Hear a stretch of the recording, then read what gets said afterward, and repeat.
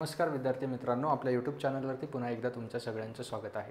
विद्यार्थ्यांनो, आजचा व्हिडिओ जो आहे हा आजचा व्हिडिओ SSC JEEचं प्रिपरेशन करणाऱ्या विद्यार्थ्यांसाठी खूप महत्त्वाचा आहे. SSC JEEच नव्हे, जे कोणी विद्यार्थी सरळ सेवा एक्झामचं प्रिपरेशन करत आहे अशाही विद्यार्थ्यांना आजचा व्हिडिओ युजफुल ठरणार आहे. आजच्या व्हिडिओमध्ये आपण काय बघणार आहोत? आजच्या व्हिडिओमध्ये बघणार आहोत की SSC JEEची एक्झाम कधी होणार आहे, एक्झाम ॲप्लिकेशन कधी स्टार्ट होतील आणि एक्झामचा पॅटर्न कसा असतो. यासोबतच एक खूप महत्त्वाचा चेंज जो इतर मागच्या वर्षांपर्यंत नव्हता, जो SSCने ह्या वर्षी फक्त इम्प्लिमेंट केलेला आहे, तो चेंज काय आहे याविषयी आपण आजच्या व्हिडिओमध्ये बघणार आहोत. चला तर मग स्टार्ट करूया. तो जो चेंज आहे तो मी व्हिडिओच्या शेवट सांगणार आहे, त्यामुळे व्हिडिओ जो आहे तो तुम्हाला शेवटपर्यंत नक्की बघायचा आहे. स्टार्ट करूया. SSC JEEची जी एक्झाम आहे, हे SSC JEEच्या एक्झामच्या वॅकन्सी डिटेल्स वगैरे जे आहेत ह्या 30 जूनला तुमच्या रिलीज होणार आहेत. ॲप्लिकेशन विंडो 30 जूनला रिलीज होतील. 30 जूनपासून ॲप्लिकेशन विंडो स्टार्ट होतील. 21 जुलैपर्यंत त्या चालू राहतील. फीस तुमची 100 रुपये असणार आहे. यासोबतच डेट्स जे SSC JEEची एक्झाम आहे ही 2 फेजेसमध्ये कंडक्ट होते. CBT 1, CBT 2, Tier 1, Tier 2. पहिली जी एक्झाम असते ती क्वालिफाय झाले तरच तुम्हाला दुसऱ्या एक्झामला ॲपियर होता येतं. तुम्ही याला प्रिलिम्स आणि मेन्स असंही म्हणू शकतात. जी Tier 1 एक्झाम आहे ही 27 ते 30 ऑक्टोबरमध्ये होणार आहे.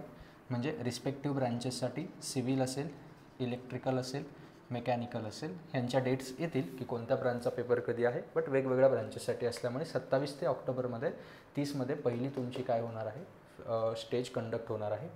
पहिली स्टेज जी असते ही 200 मार्क्सची असते. यामध्ये तुमचे 200 क्वेश्चन्स असतात.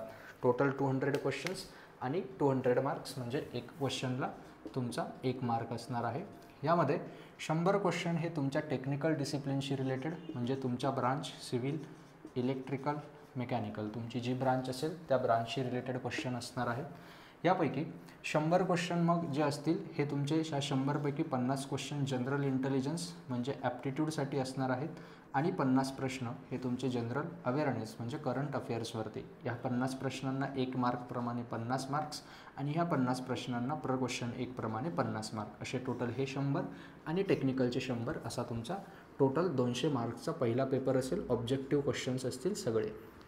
यामध्ये पहिल्या पेपरमध्ये निगेटिव्ह मार्किंग असते, -0.25 इतकी निगेटिव्ह मार्किंग असणार आहे. एक क्वेश्चन चुकला की -0.25 मार्क तुमचे कट होतील. ज्या क्वेश्चनचा आन्सर तुम्ही देत नाही, स्किप करतात, त्याला निगेटिव्ह मार्किंग नसते.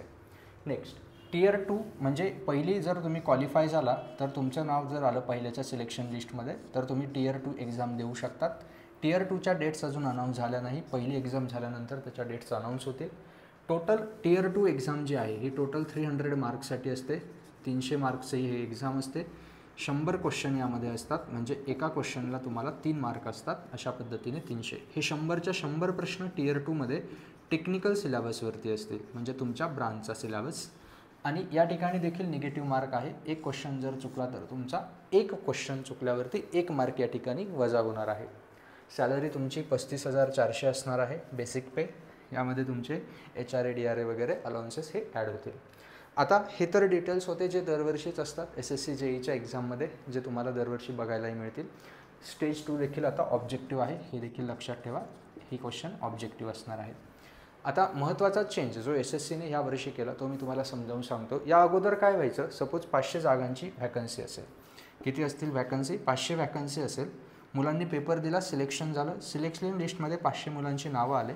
यापैकी फक्त 400 मुलांनी जर जॉईन केलं, 400 मुलांनी जॉईन केलं, उरलेले सिलेक्शन लिस्टमधले उरलेले 100 दुसरीकडे कुठेतरी जॉईन झाले असतील. UPSC असेल, स्टेटमधल्या एक्झाम्स असतील किंवा अदर दुसऱ्या ठिकाणी ते गेलेले असतील. मग काय व्हायचं, ह्या 100 जागा ज्या आहे बाळांनो, ह्या 100 जागा रिक्त राहायच्या, तशाच पडून राहायच्या. मग ह्या 100 जागा तशाच राहिल्यानंतर त्या पुढच्या वर्षीच्या ॲडव्हर्टाइजमेंटमध्ये ॲड व्हायच्या. कधी? नेक्स्ट इयरच्या ॲडव्हर्टाइजमेंटमध्ये. यामुळे काय व्हायचं, जे 500च्या खालचे मुलं आहेत त्यांचं सिलेक्शन होत नव्हतं, त्यांना पुन्हा प्रिपरेशन करावं लागायचं नेक्स्ट इयरला. म्हणजे त्या वर्षी जरी त्यांचा स्कोअर चांगला आलेला होता की 500च्या पुढचे जे मुलं असतील त्यांना पुन्हा प्रिपरेशन करावं लागायचं नेक्स्ट इयरला मेरिट लिस्टमध्ये येण्यामध्ये. हे 100 जागा तशाच्या तशा राहायच्या. यावर्षी खूप महत्त्वाचा आणि खूप चांगला चेंज जो SSC JEEने केला, मलाही आवडला, की जे 500पैकी सपोज 400च मुलांनी जॉईन केलं, 100 जागा ज्या रिक्त राहिल्या ह्या जागांसाठी काय केलं जाईल, आता पुढच्या 100 मुलांना बोलवलं जाईल. म्हणजे ज्यांची मेरिट हे 500 ते 600 मध्ये होती, ज्यांची रँक 501 ते 600 मध्ये, ह्या मुलांची आता ह्या 100 जागांमध्ये भरती होईल. म्हणजे या ठिकाणी तुमची सेकंड लिस्ट लागेल. काय लागेल? सेकंड लिस्ट लागेल. याच्या अगोदर एकच लिस्ट लागायची आणि उरलेल्या जागा पुढच्या वर्षी भरल्या जायच्या. या वर्षापासून ज्या जागा उरतील त्यासाठी सेकंड लिस्ट लागेल आणि ह्या सेकंड लिस्टमधून उरलेल्या जागा काय होईल? भरल्या जातील. यामुळे यांना परत पेपर द्यायची, पुन्हा प्रिपरेशन करण्याची गरज पडणार नाही. बघा विद्यार्थी मित्रांनो, गव्हर्नमेंट जॉब हवा असेल तर SSC JEE ही एक चांगली पोस्ट आहे. यासाठी तुम्ही प्रिपरेशन करा. जर नोट्स तुम्हाला हव्या असतील की डिटेल नोट्स कुठून रेफर करायच्या, तर त्या नोट्सची लिंक जी आहे मी टेलिग्रामची लिंक आपल्या डिस्क्रिप्शनमध्ये दिलेली आहे. तुम्हाला काही डाऊट्स असतील तर डाऊट्स पर्सनली विचारण्यासाठी मला इंस्टाग्रामवर तुम्ही मेसेज करू शकता.